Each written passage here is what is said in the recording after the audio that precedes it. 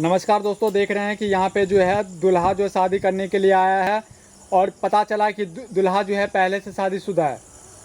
दोस्तों देख रहे हैं आप, बगल में जो है बुर्के में जो लड़की जो है यानी कि महिला जो है वो जो है दूल्हे का जो है पत्नी है।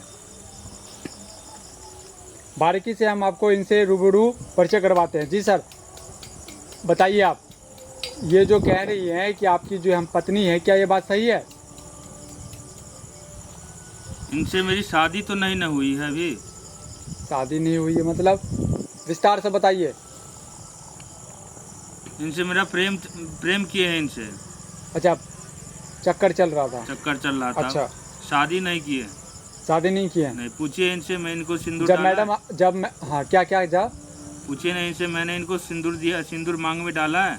अच्छा मैडम जी, जब आपसे इन्होंने शादी नहीं किया है, जब आपको पता है कि इनकी शादी हो रही है, फिर आप जो है किसी की इज्जत के साथ में खेल रहे हैं, किसी खुशी के माहौल में आप रुकावट डाल रहे हैं, क्या ये आपको अच्छा लग रहा है?